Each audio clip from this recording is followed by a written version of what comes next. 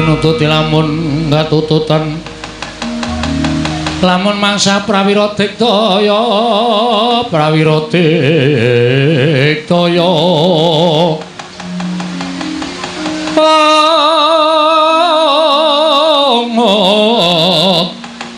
Purunanggana magawiya gelarira wang-wang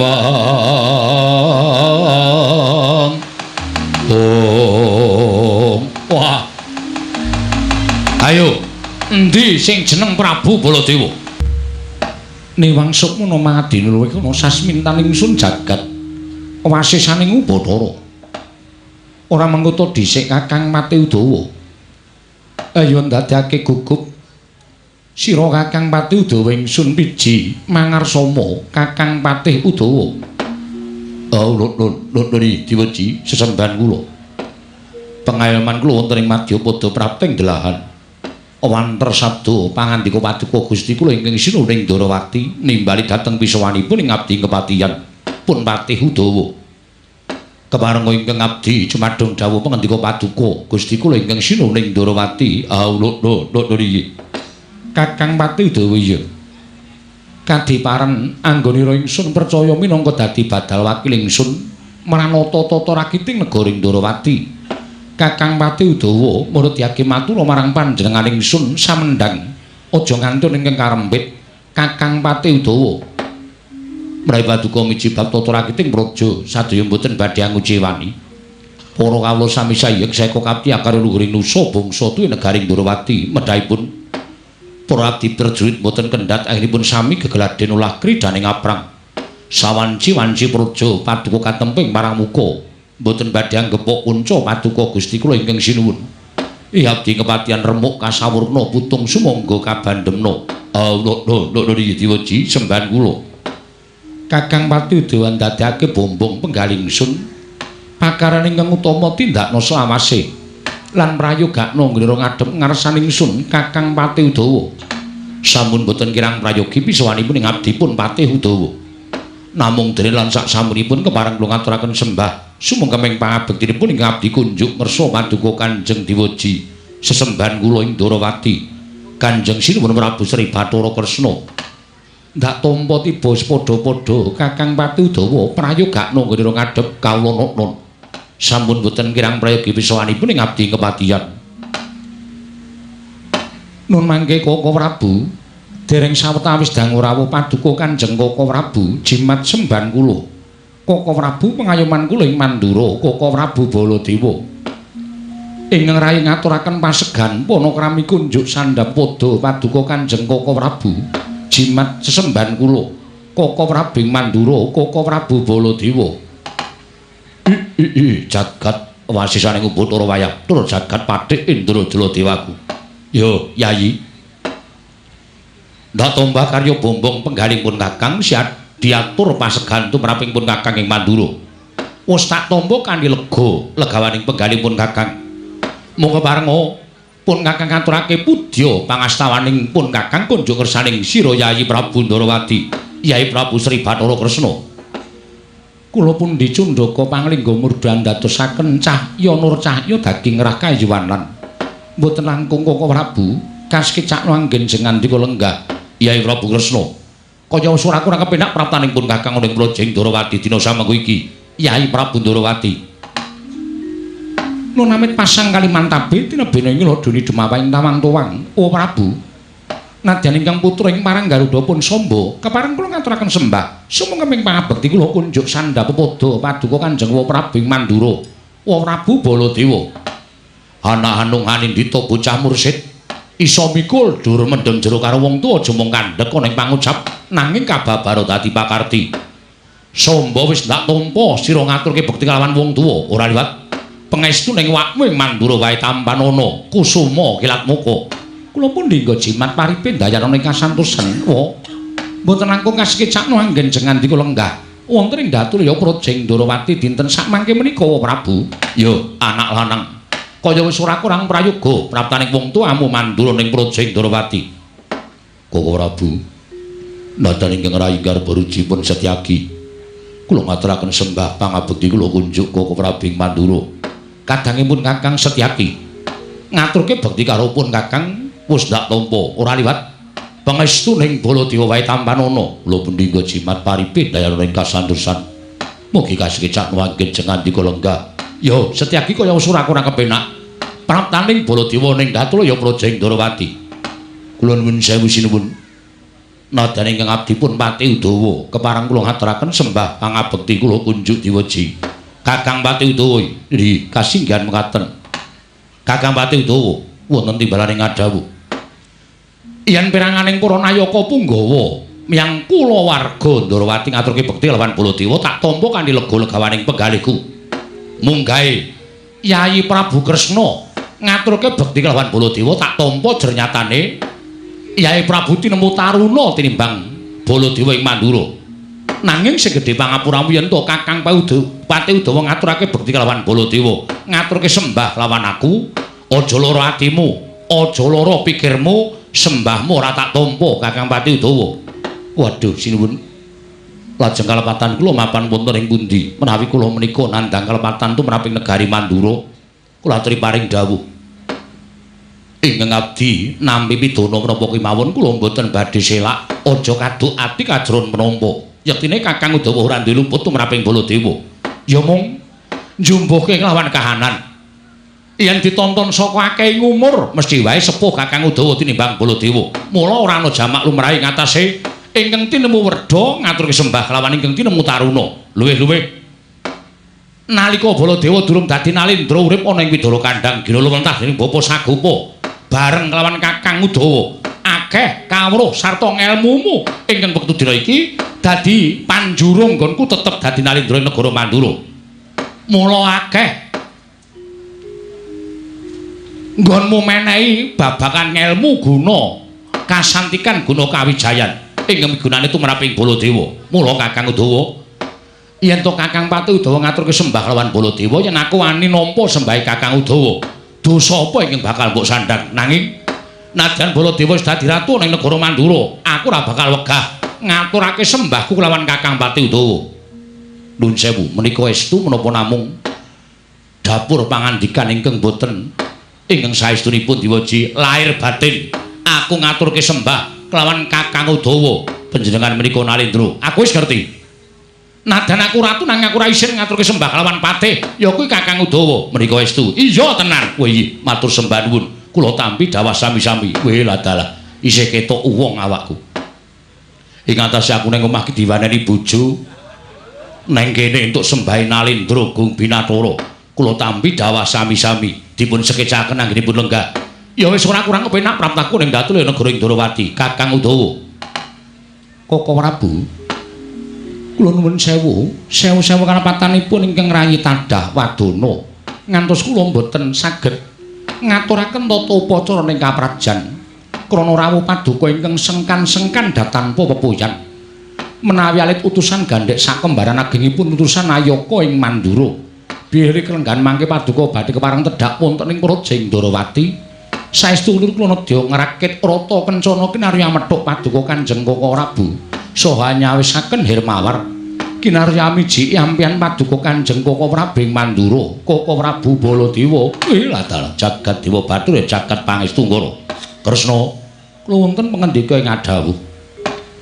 Nadyan nembe kawiyosing pangandikan wae persasat kaya wis tumplak punjen sinundul puyuh. Pangrasaning pun Kakang embane kaya kejugrugan wukir sari kelepaning samudra madu nanging tumrap pun Kakang ing Mandura tata upacara ning kaprajan ing mengkono mau ora sak trepe lamun sira aturake kelawan pun Kakang Yai Prabu aja ngilang-ilangake antaraning Yai Prabu Kresna lawan Baladewa kuwi tunggal yayah rena padha-padha urip bareng rekoso ning Widara Kandhang pun Kakang mukti ngawibawa ning negara Mandura siadi bebodra dhewe wujuding negara ya kuwi Ndrawati pun Kakang wis ngasta bawat perintahan nang dadi nalendra siadi ya dadi nalendra aja bedak-bedakake aja mung perkara derajat pangkat siadi ngaturake tata upacara kaprajan sinengguh pun Kakang ki wong liyan kebrayan Kresna Mandura ya Ndrawati, Ndrawati ya Mandura, loro-loro ning atunggal ing ora bakal iso dipisahake.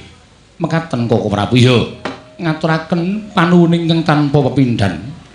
Ingkang salajengipun kepareng hamba Barana ingkang sejati menggah menapa ta wigatosipun dening paduka kepareng tedhak wonten ing Projing Ndorowati menawi kepareng kawedaring kathah tumunten ngababarna nanging menawi aditu meraping para kadang sentana miyang Punggawa monggo kula dherekaken manjing salebeting kedaton pepanggihan catur netra kelawan ingkang rayi Ndorowati Koko Prabu Kresna wonten paring adhawuh ingkang sepisan praptanipun Kakang tetinju marang kararjaning kulawarga ing Ndorowati. Syukur Yayi. Dene bareng pun Kakang prapta ning Datulya Projing Ndorowati katon kula wangsa Ndorowati tansah pinayungan dening jiwananing Hyang Mahanasa. Pun Kakang melu seneng ngaturaken panuwun ingkang tanpa pepindhan. Dene dungkap angka 2 wis sawetara wektu pun Kakang ora tetinju marang Projing Ndorowati. Mbok menawa itungane ana sak warsa. Pun Kakang ora pepanggihan kelawan Yayi Prabu Kresna. Ora nyono babar pisan jebul tinemune undhaking Ndorowati ora kaya setahun kepungkur. Waduh, Yayi Prabu ndadekake bombong penggalipun Kakang. Ing ngatasipun Kakang kuwi dadi Nalendra, Siadi ya dadi Nalendra. Ana ing kene iki dadi bukti. Lamun nadyan pun Kakang mengko bawat negara Mandura, Siadi mbawahake Ndorowati, nanging kepinteraning bab pranata para kawula pun Kakang kalah adoh lawan Yayi Kresna. Liripun Paduka paring dawuh mekaten dasaripun menapa? Wis diaturake ngarep Ndorowati beda kelawan sakwarsa ing kepungkur. Katon para kawula nggonipun Kakang manjing ana ing Karang Pradesan. Para amungtani padha mikul garulukune, padha sesendonan sesindenan budal marang sawah lan pategalan nandhake yen to kawula Ndorowati kuwi urip rukun mat sinamatan daya dinayan, ayem tentrem uripe. Bareng pun Kakang ngancik kutha Goro Negara Ndorowati. Wah, Kresna. Kalokaning kutha Goro Ndorowati beda kelawan sakwarsa ing wis kepungkur. Katon luwih becik, lampu-lampu katon padhang. Nang endi pasangi dilah supaya katon kencar-kencar wekasan katon asri lamun dinuwul. Waduh Yayi Prabu. Kapinteraning Siadi mengkono mau tularna marang pun Kakang. Aja nganti Mandura kuwi kalah adoh yen ditanding karo Ndorowati. Koko Prabu. Babakan perkawis kamprajang mangke pinanggih wekdal ingkang mlangkung prayogi kula badhe munjuk atur nasa paduka Kanjeng Koko Prabu nanging kula nuwun sewu langkung wigatos menawi paduka kepareng Ambabarana menenggah wigatosipun tedhak wonten negaring Ndorowati Koko Prabu. Ngono Kresna. Inggih. Ya yen pancen kaya mengkono apa lilanana pun Kakang rada mingset nggonipun Kakang abyantur ngersaning sira Yayi. Aja nganti dina dungkap panampaning sira Yayi Prabu. Munggo babakan atur iki mengko mau. Kula semanggaken Purbawasana Nasta Paduka Kanjeng Koko Prabu. Yayi Prabu Ndorowati iya. Hanjrah ingkang puspita rum.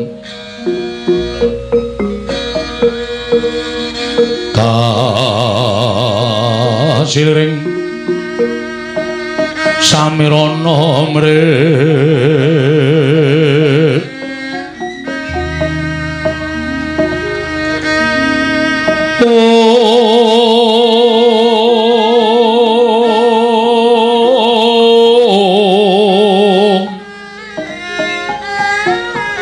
sekar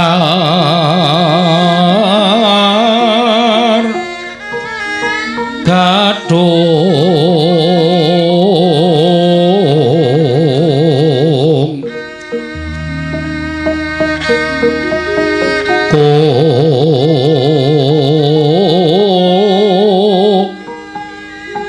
ngas kandanya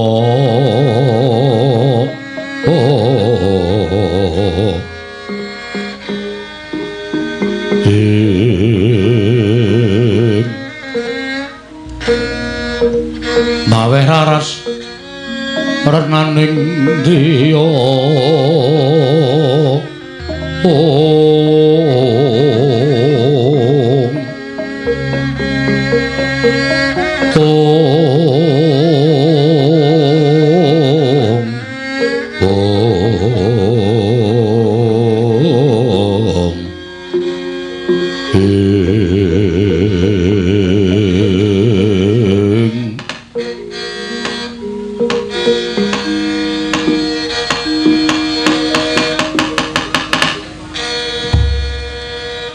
Kresna kula nun maring dawuh Koko Prabu.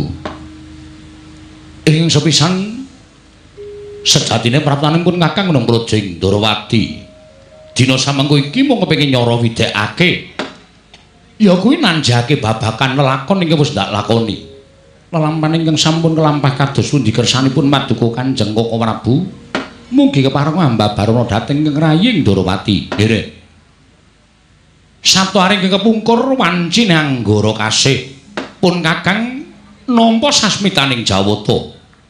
Mongko sasmitaning Jawata kuwi mau ana magepokan kelawan kanugrahan.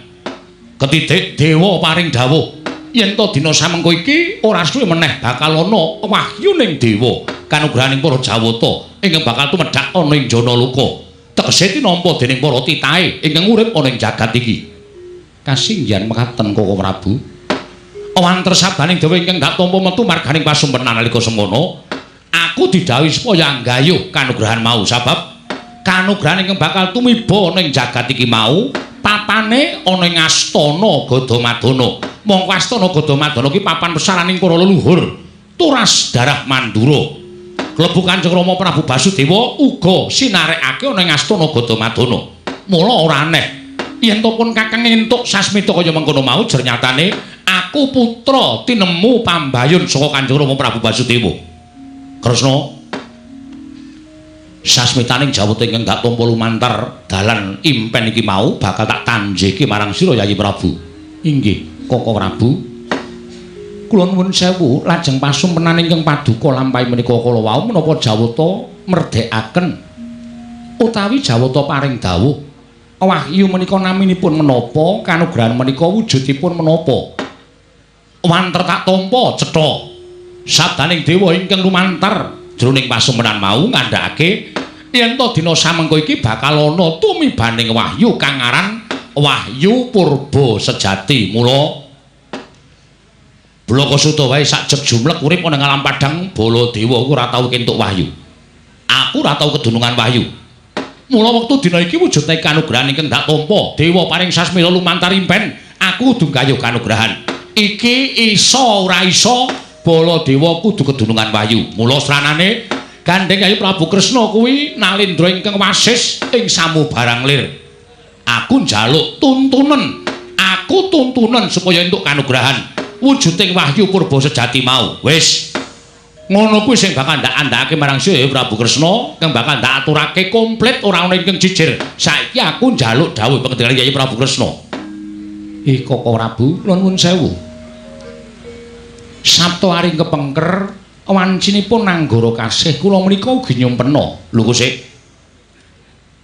Nek ngono padha. Aku ya wanci Anggara Kasih. Kula inggih wanci Anggara Kasih. Kok sik, kowe jam pira kowe? Kowe jam pira?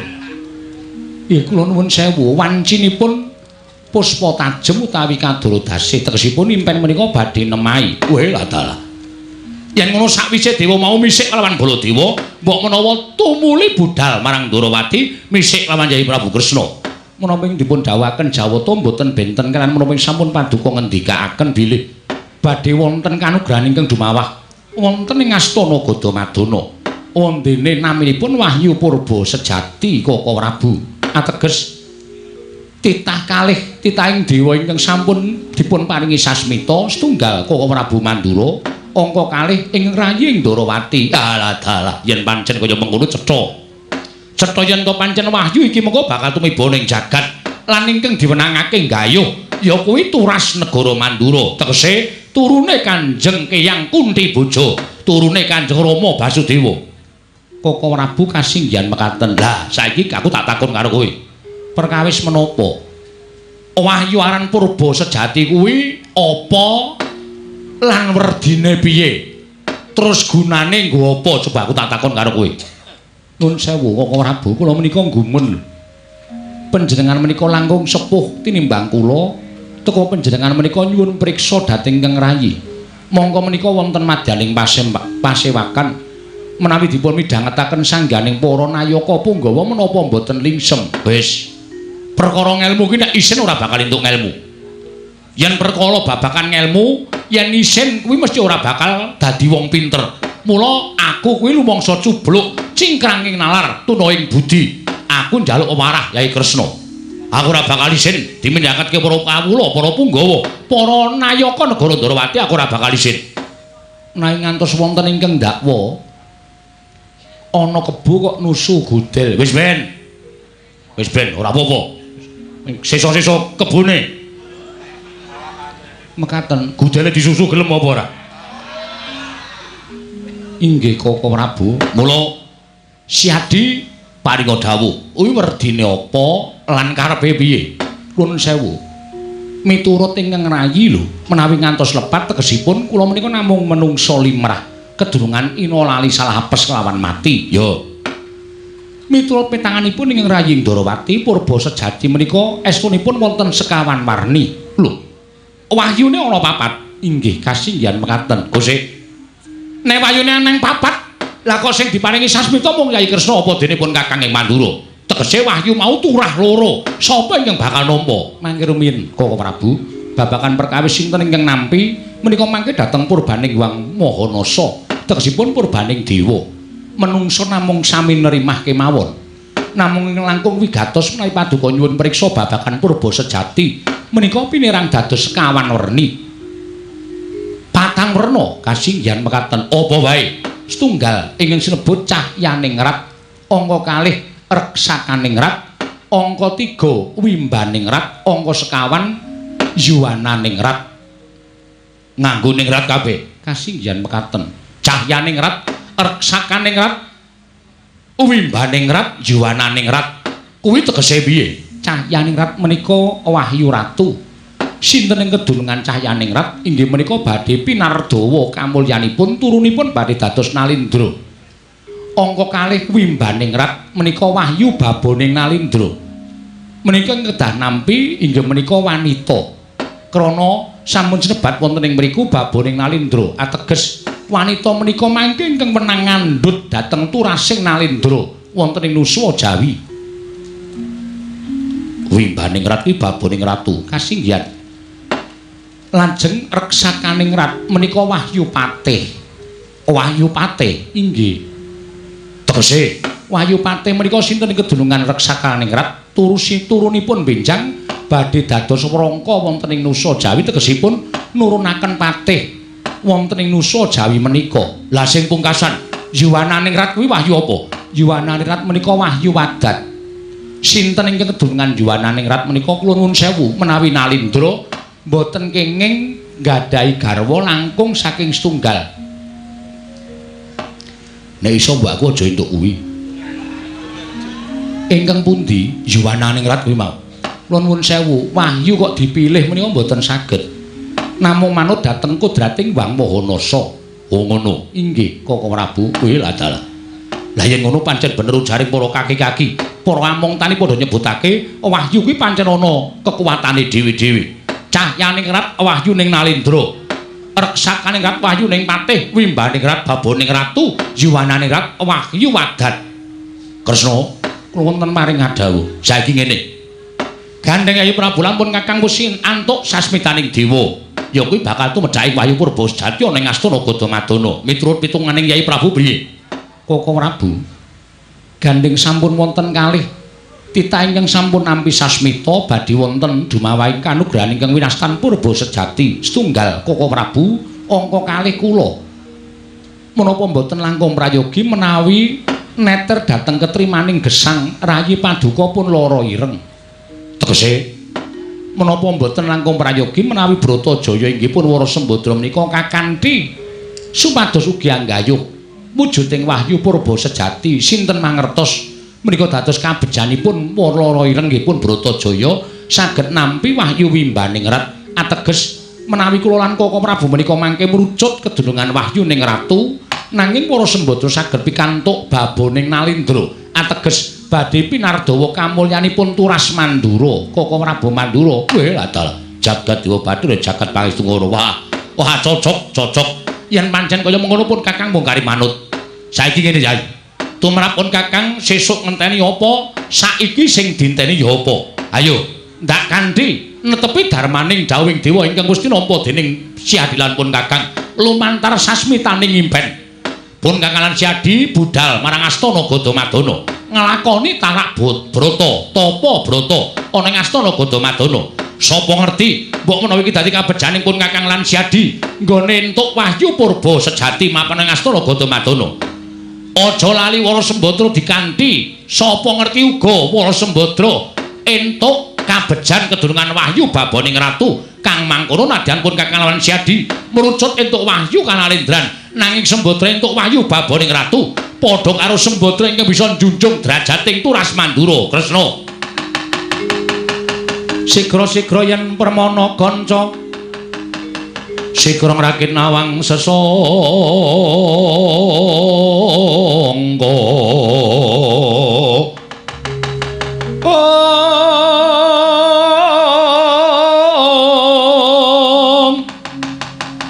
Nalendra Mekmarwa sing sang Katri Gumulung Katri Gumulung mangrembak ing wadya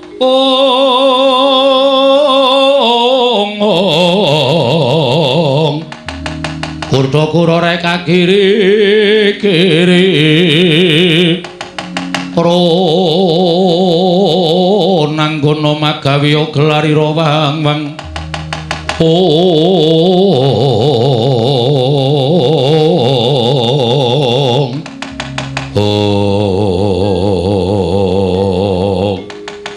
Koko Prabu sampun ngantos kesesa krana petanganipun nembe tiyang tiga inggih menika kula Koko Prabu lan Wara Sembadra menapa mboten langkung prayogi menawi pados setunggal malih ingkang wonten sambung rapetipun darah kaliyan tiyang Mandura utawi sesepuh Mandura supados sakmangke kakanthi sowan wonten ing Astana Gadamadana. Lah kuwi sing angel ning ngono kuwi pun Kakang Cetha putraning Kanjeng Rama Prabu Basudewa Siadi ya atmajaning Kanjeng Rama Prabu Basudewa sawarga.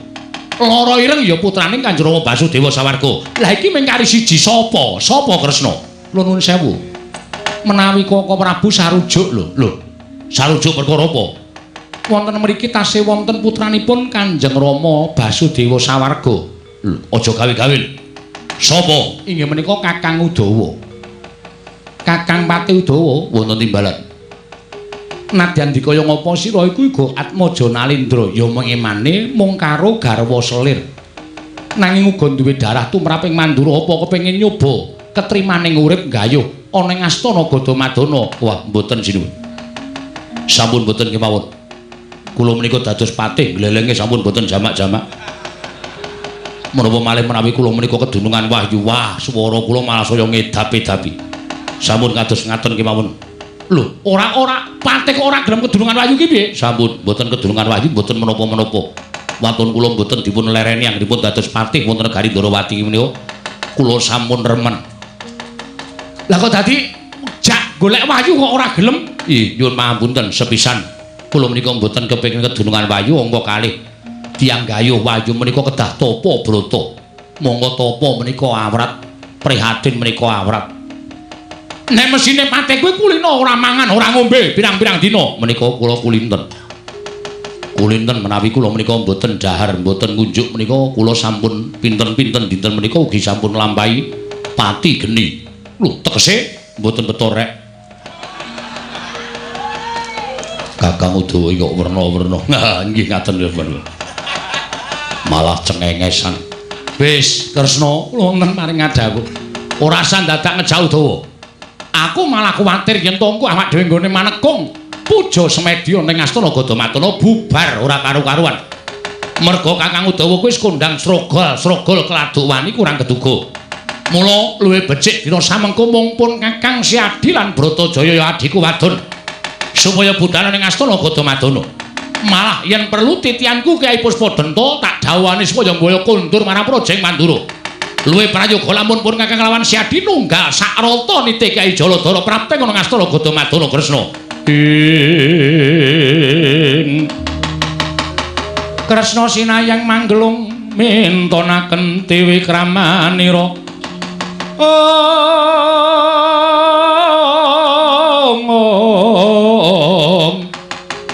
Mintonaken dewe kramanira.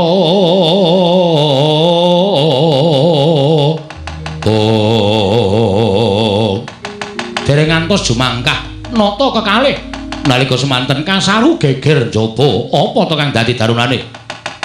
Ora numatan perkara kang Gajah Medha saka Wandilan. Kejawi wonten satunggiling Nalendra gagah pideksa ingkang wantun minggah datur ya negari Ndorowati.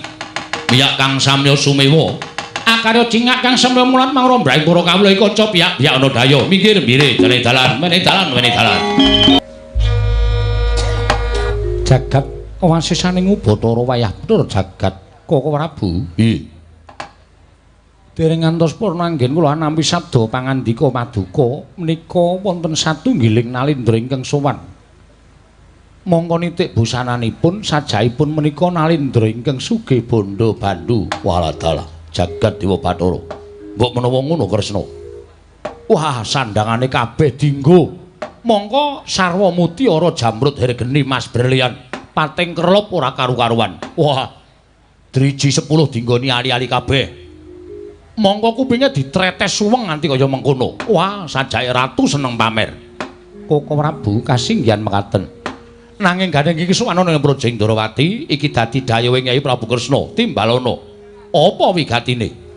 Yen pancen wigatine iki engko becik, si adik kudu nglungguhi Bawa Leksana, nanging pun bakal mbebudhek banyu bening kanan negoring Ndorowati. Ora usah melu-melu.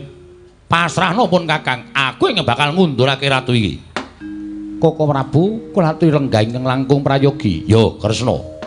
Kisanak sampun kinten kula tumambu yekti saweg sepisan menika kula wanuh. Panjenengan menika Nalendra saking pundi? Sinten jejulukipun? Kisanak. Kisanak. Panjenengan menika Nalendra saking pundi? Sinten jejulukipun? Kisanak. Kisanak. Panjenengan menika Nalendra saking pundi? Sinten jejulukipun? Koko Prabu. Nggih. Kok kendel mawon. Mongko mripatipun ugi nyawang kaliyan ingkang rayi ing Ndorowati ning kula dangu kok mendel mawon. Mbok menawa kupinge ketutupan suweng iki. Coba rada seru Kresna. Kisanak. Kepareng kula tumambuh yekti sepisan menika kula wanuh panjenengan menika Nalendra saking pundi sinten jejulukipun? Kisanak. Koko Prabu. Nggih. Mbok nyuwun tulung dipun jawelaken. Wah, jan entuk daya siji kok kupinge rada bosok. Wah, wonten dawuh.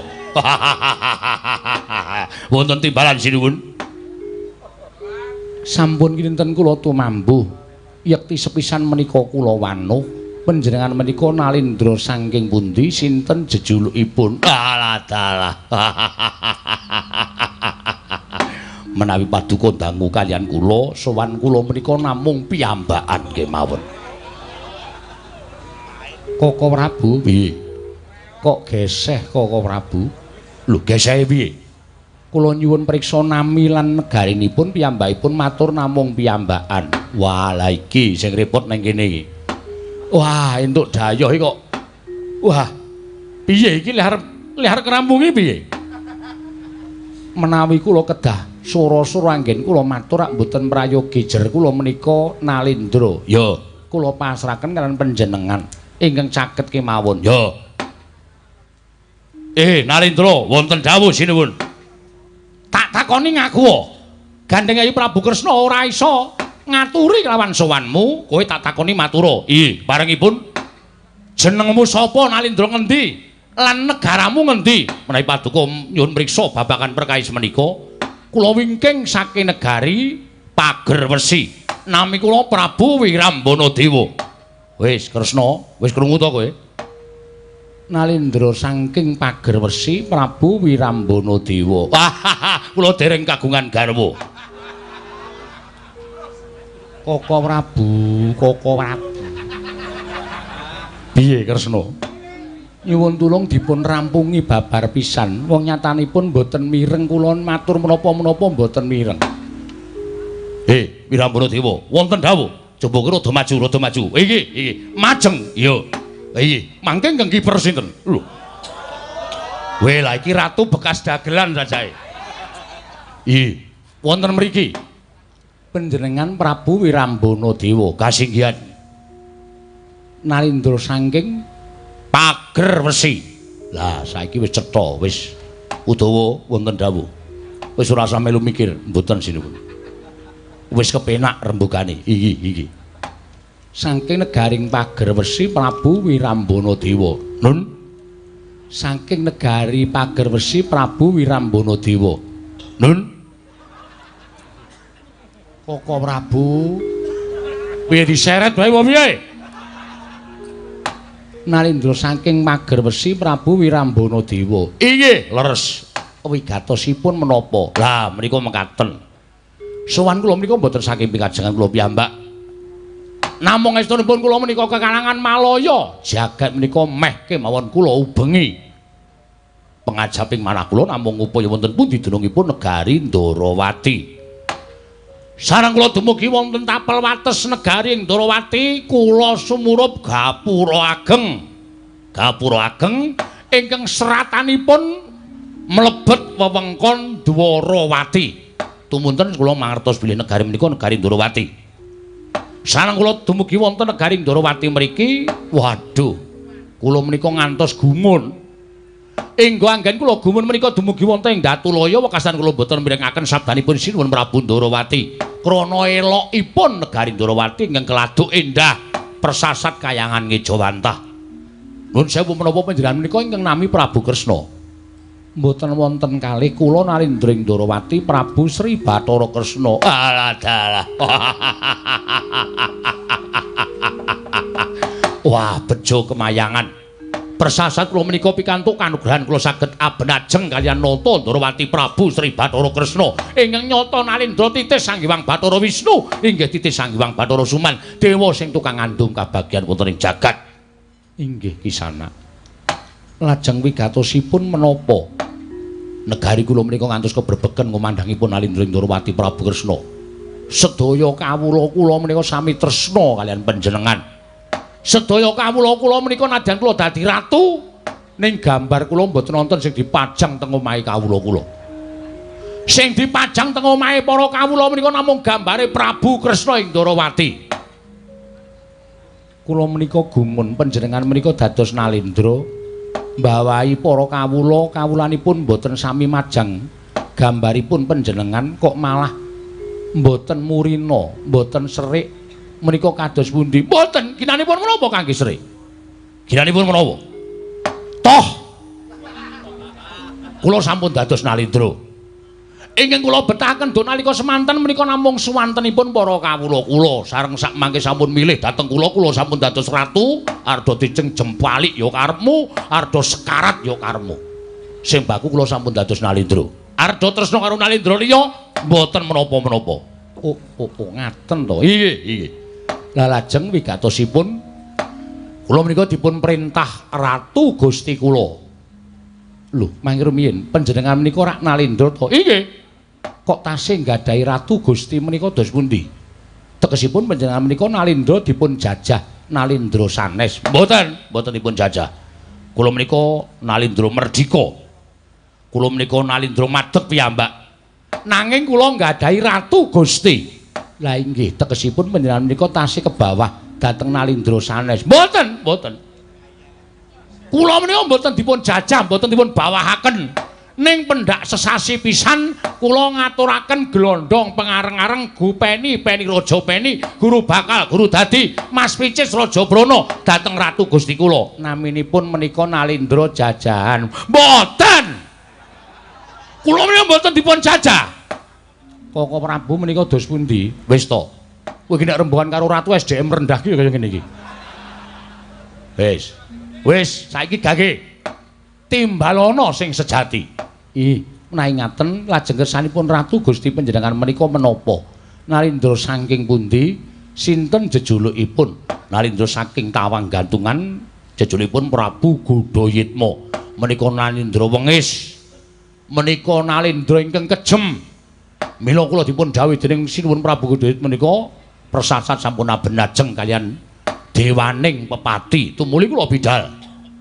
Wigatosipun menapa? Kula dipun aturi supados ngaturaken awala kunjuk Sinuwun Prabu ing Ndarawati.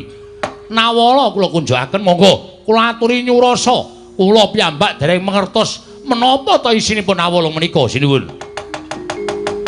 Kagat risang kapirangu renanggul kinempit kembit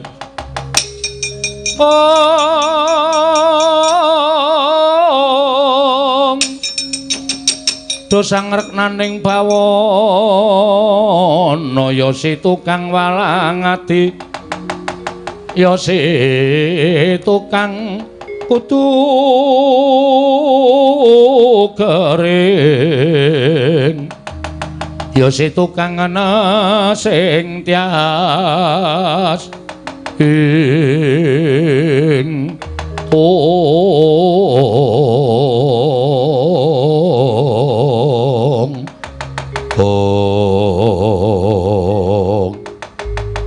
Kresna kula wonten maring adhawuh bareng si Adi nyurasa isining tulis dening Nawala lah kok ndasang pasuryanmu katon rengu ora jenak geli gaping paningalmu ora tajem kuwi nang apa Koko Prabu kula kedah atur wangsulan menapa dening Nalindra menika lho sebabe isining Nawala cetha bilih sesembanipun Prabu Wirambana Dewa ingkang nami Godayitma menika kala wau nglamar dhateng pun Bratajaya inggih pun lara ireng menawi ngantos kula mboten maringaken rayi paduka pun Sembadra Ndarawati badhe dipun bumi angus dening Prabu Godayitma Koko Prabu iblis lanat kukar dhewe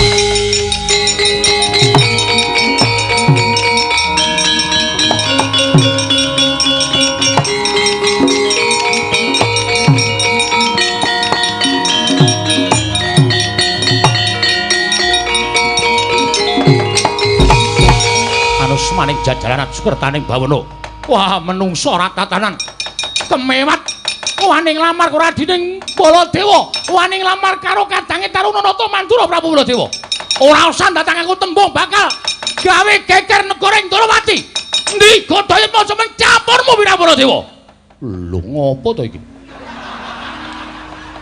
nuwun sewu dereng tepang dereng kenal tidak kenal maka tidak sayang panjenengan sinten? Ora ngerti-ngerti dodok sering perkara lah kok dadi ngunek-unekke karo aku. Lek mripanmu Ganjeng Gawapunata Mandura Prabu Baladewa. Yen kowe durung tepo karo aku kadange werda. Ya kuwi Wara Sembadra. Jroning tulis surasa ning Nawala. Kowe dikongkon ratu Gustimu jenenge Godayitma. Nglamar karo adikku Bratajaya lara ireng. Yen Nyai Prabu Ndarawati ora maringake lara ireng marang Prabu Godayitma, sumbare negara Ndarawati bakal didadekke bumi angus. Kowe Baliya kandha karo Ratu Gustimu. Baliya kandha karo Ratu Gustimu. Yen pancen kepengin nantang karo wong Ndarawati, diajangi jembar Trinata Mandura Prabu Baladewa. Walah dalah. Kaya lasan dadak nyumbari Prabu Godayitma Ratu Gustiku. Prabu Wirambana Dewa keduga bakal gawe geger negara Ndarawati. Piye? Muni piye kowe? Muni piye cangkemmu? Kowe nantang karo Baladewa? Iya. Kowe durung tau ngerti karo Baladewa, durung tau tepung karo Baladewa. Iki Nalendra durung tau mambu ditantang karo wong. Negaraku ora tau ketekan mungsuh. Ning dina iki aku ingkang bakal dadi mungsuhe wong Mandura, dadi mungsuhe wong Ndarawati. Iblis lanet. Hubungan kowe menungso lan tatanan nantang karo Baladewa. Dilek sedewe ayo tinjung akhirat nyawamu.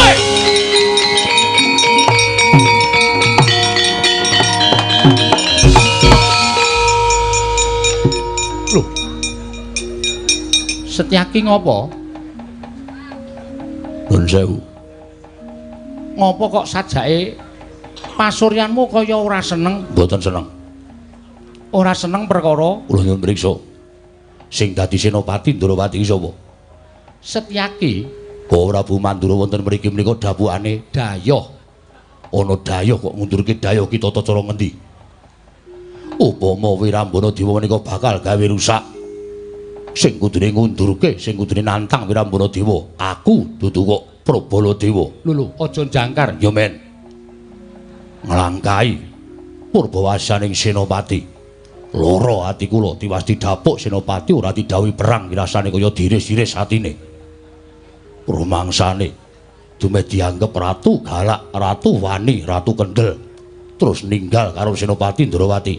Nek pancen kula isa ora didapuk dadi senopati, kula caosaken pangkat kasenopaten kula trimah dados tiyang limrah kemawon, boten gadhahi pangkat senopati. Kosik to aja nesu mawon. Panjenengan kurang adil, panjenengan kurang wicaksana. Nek ana dhayoh sing bakal gawe geger Ndrawati sing duwe kewajiban ngundurke Setyaki dudu kok Prabu Baladewa. Mendel-ndelke. Terus karepmu piye? Saiki aku manut karo kowe. Nyuwun bailah. Palilah apa? Kula badhe medal Jawi. Karepmu menggak Koko Prabu Mandura. Nek Koko Prabu Mandura ora gelem tok penggak, babar pisan mungsuhku loro. Lho, loro sapa? Wirambana Dewa karo Baladewa. Lho. Aja ngono to, mboten. Pikantuk menawa mboten. Nek mboten pikantuk, kula aturaken pangkat senopati. Ning nek aku entuk, kula nyuwun pamit. Ya wis kana sakarmu waton lega pikirmu. Nyuwun pamit.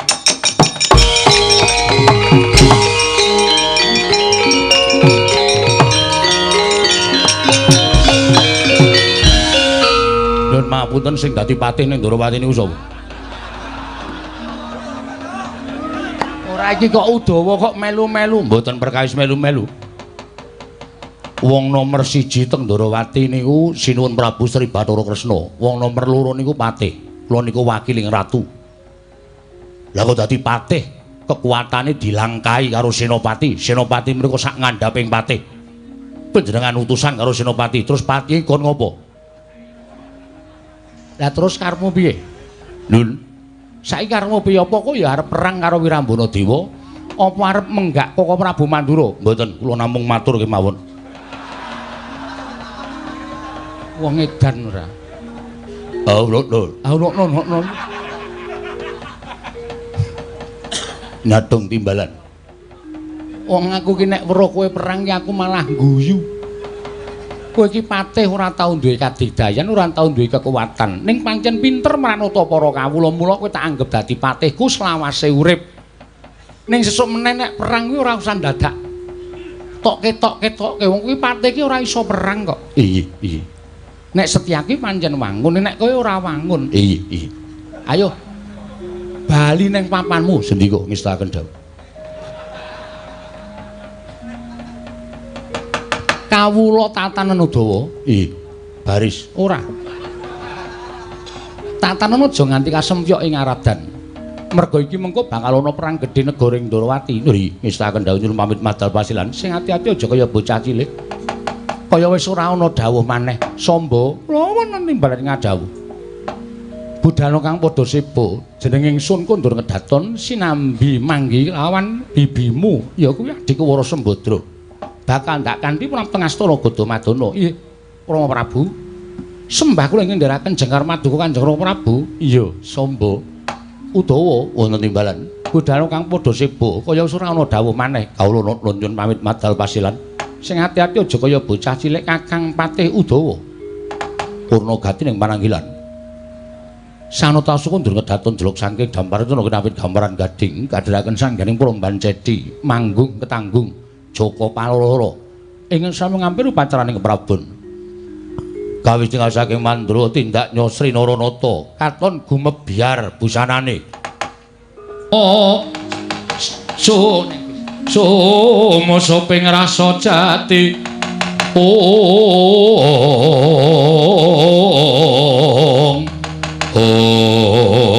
tan kawusa manjing boten gumpit sangar sarup menogando kecampur nalika semanten Raden Harya Sentyaka saben-abenan kelawan Sang Nata Prabu Wirambana Dewa.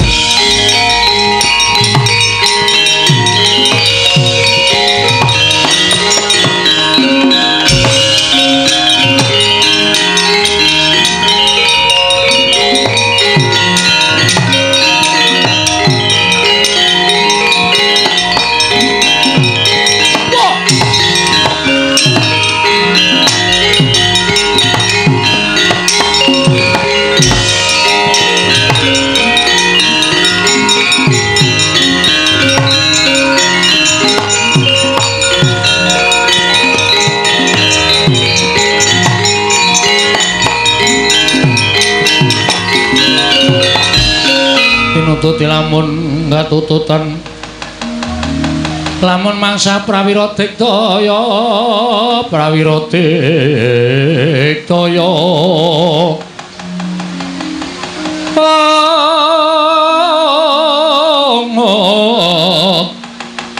nanggana magawe gelarira wang-wang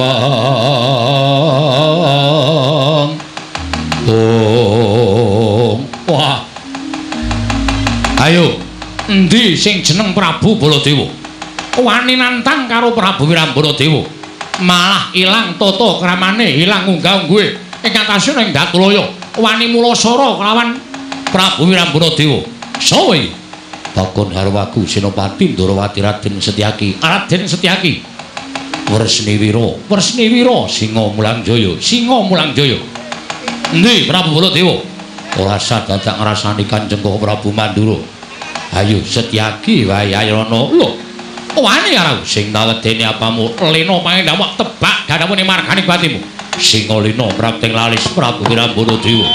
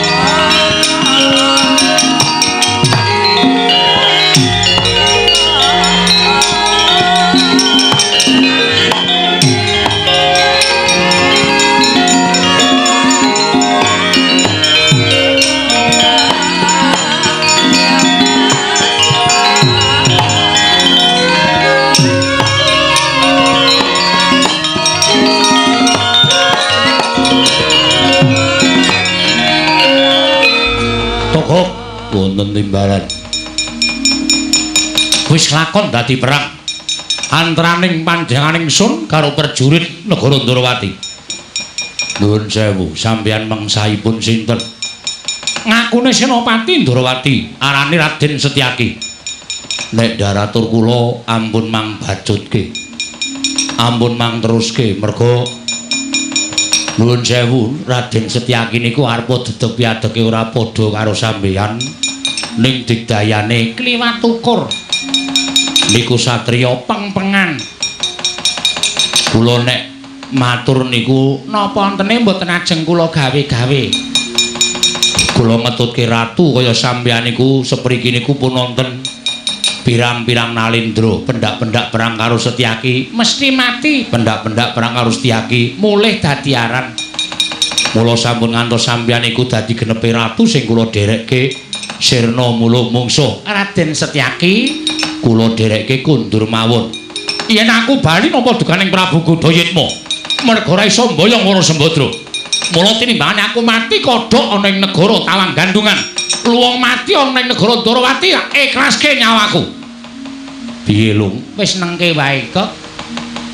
Wis ora kena iso dikandhani ya wis arep ngapa meneh wong awak dhewe iki batur pangembating catur. Nek iso ya diomongi, dene ora ya wis. Arep diomongi kaya ngapa nek pancen wis nggugu karepe dhewe ya wis ora bakal iso kendho kekarepane. Terus sampeyan ajeng tumindak napa?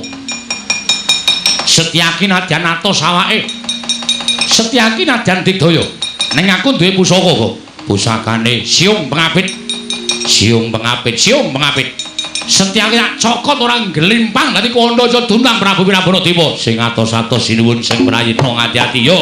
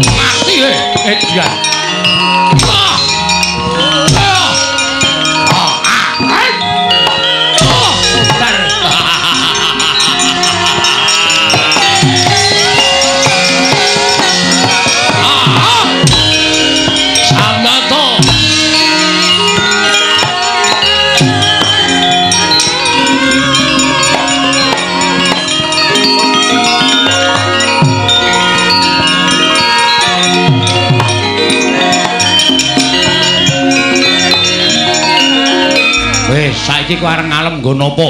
Kowe arep ngalem nggo napa? Pendak-pendak kowe tuk mungsuh, kowe mbombong mungsuh ngendak roang. Ora tau kowe mbombong karo ratu Gustimu dhewe. Saiki sawangen ngaku Sencaki ampuh. Ngaku awake atos ning tak cokot gletak kuwi tekaning pati kuwi deloken kuwi. Bisa. Ngono kok jongkong-jongkongke ora. Nyatane saiki ndi? Ayo. Kowe ngandhake Setyaki ora kisa tekaning pati.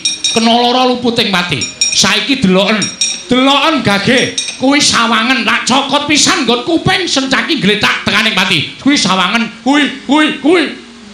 Wah. Ono ratu wong tuwa lho, kula niku wong tuwa. Arep kula niku batur karo sampeyan niku tuwa kula. Mula ora sok nyekeli nggon sirah. Lung,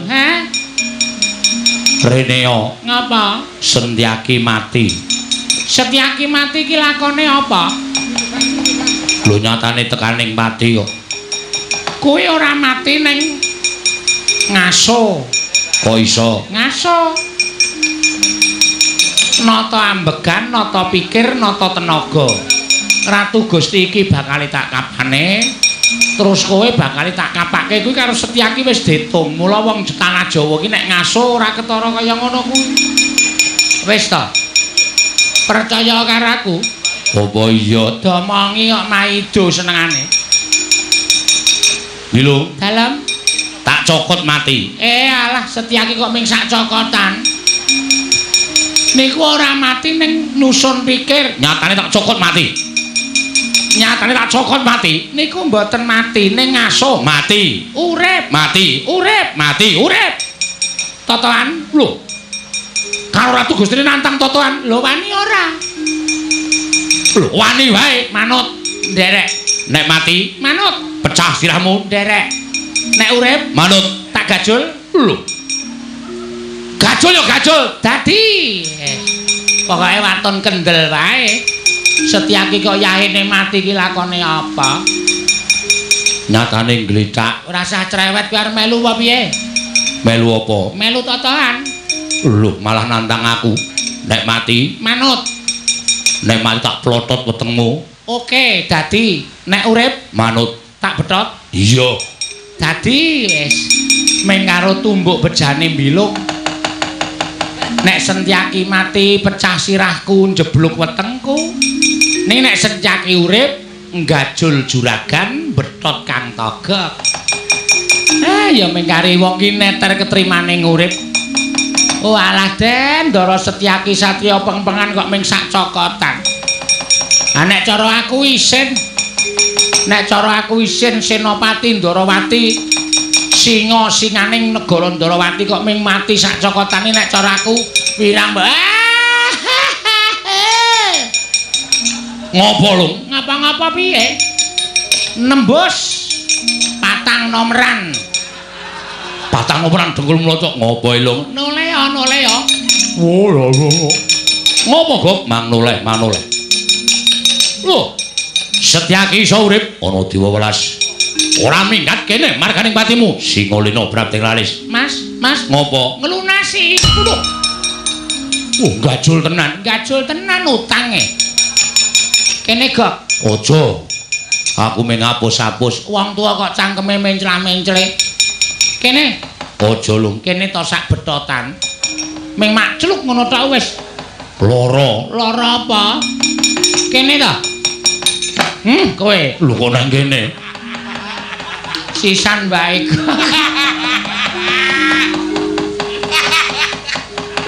Setyaki nggugu karepe dhewe isih ana Dewa Welas. Oh bapamu. Ayo ketapno para wadya balamu. Aja mung ijen ketanggungan. Yen ijen kowe bakal tekaning pati. Wah, kene marganing patimu. Bangga tayoni Prabu Wirambana Dewa.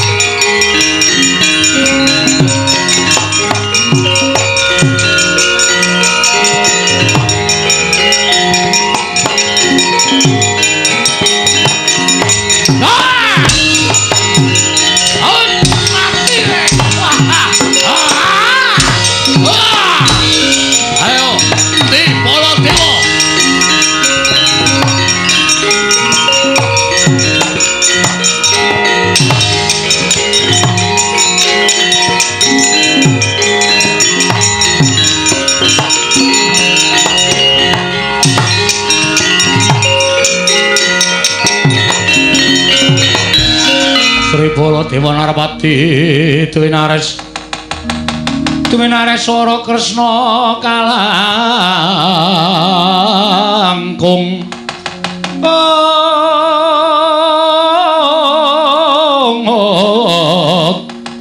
kalangkung tresnanira marang Diabanon Cinawi.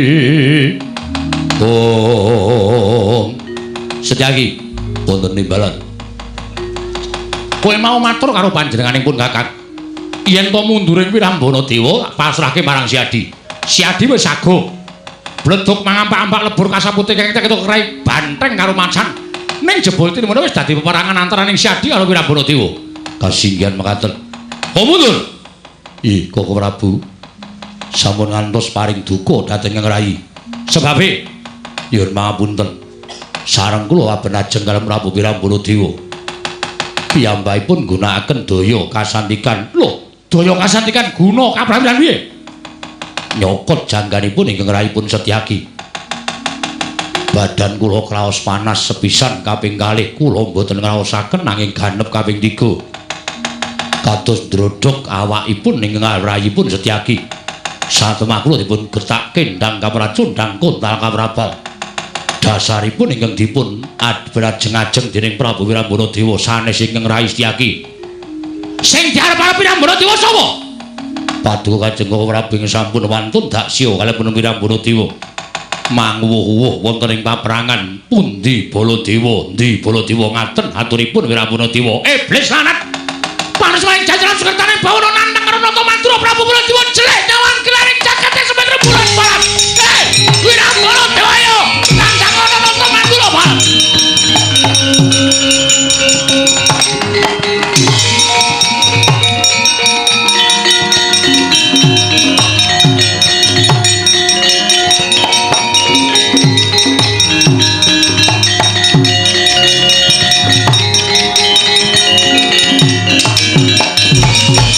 Menungso ratatanan wis jelek nyawang garing Jakarta sampe rembulan ngidam terbelo kowe nantang karo Baladewa.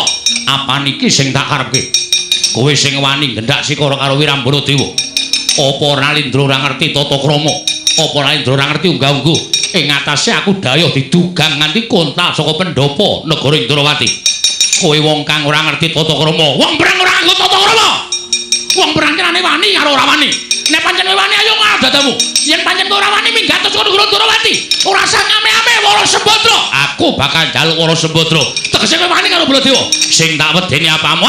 Ora minggat dubrak tunggak. Boko wae. Wah! Ayo, Matno Sastra Cendramu, wateng naji Jaya. Sautuk arep tekeni mburi ayo. Kurang gawan bedak yo. Kurang bolong kene ampian Kawangjala. Rebut tenan mati. Ora ngapa mati Tribulan diajak. Waduh.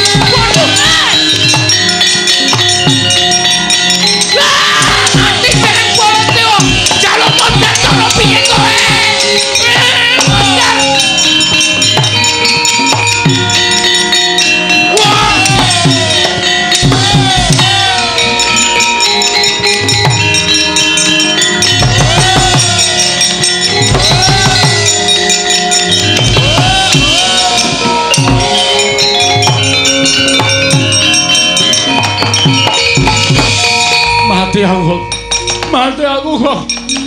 Mati aku mungsuh Baladewa ora ento papan kok.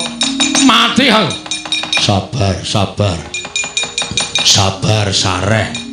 Mboten sah bengok-bengok ndak malah konangan wong Ndrawati. Wah edan. Wah ratu galake ora umum. Aku ora dineinggon. Ngantem pisan pindho malah diunek-unekke didugangi raiku dijotosi raiku. Mati aku kok. Aku slametno kok. Niki pun kula slametke. Tenang. Sareh. Iki nanti. Niki teng jugangan. Lho. Ratu kok ndekem ning jugangan pondo. Waton slamet. Nek boten kula slametke sampean remuk mungsuh Baladewa. Aduh. Mati aku. Wah, wong kok kaya ngono. Perang kok muring-muring sak penake dhewe. Mongko sikile ndugangi tangane ngantemi cangkeme ngunek-unekke kaya ngene piye? Nggih niku watake Baladewa ngoten niku. Oh, edan. Ampun seru-seru. Nek nganti konangan wong Ndrawati remuk niki kula karo sampeyan jegur teng jugangan. Aduh. Sareh. Aduh. Bilung piye bilung? Duka ora ngurusi bilung sing wabaku kula nyelametke sampeyan. Aduh ati.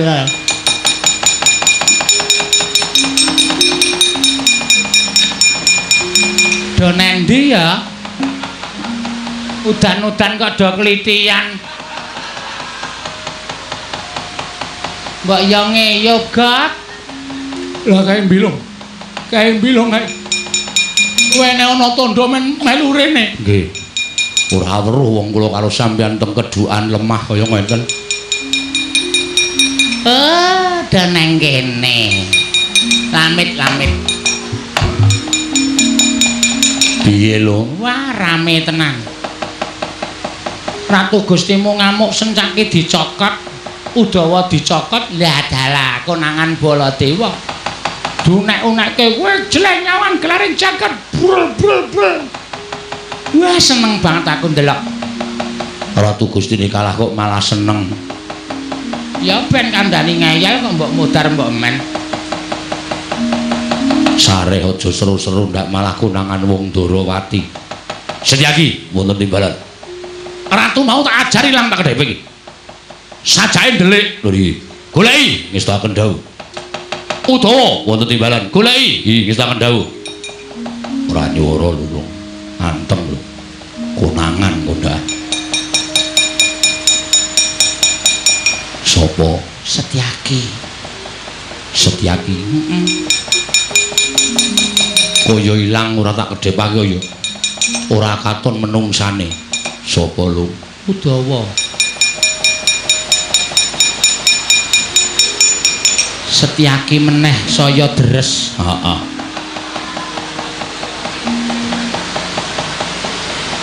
Udawa saya deres. Heeh. Lah iya. Ketemu lah Setyaki, mboten. Edan marus maning jajaran. Lah kok dadi ilang? Kula piyambake mboten mangertos. Kaco iki gak kaco.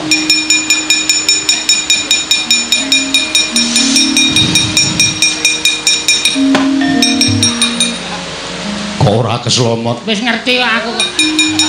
Udawa kok udan-udan kok udut. Aneh-aneh ora. Ora ketemu nalar to kuwi ya wis mlebes ket mau to. Ah iya. Rumangsaku kok werna-werna wae. Lah terus piye iki? Melayu wae, Gong. Melayu wae. Kresna rung liwat ki. Ya iso ben ora liwat ya ben Kresna ora usah dikon liwat. Kaya ngene kanane kok dadakakon Kresna liwat barang. Monggo Gusti. Liwat ndi kok mlebet ngalaske mawon majar.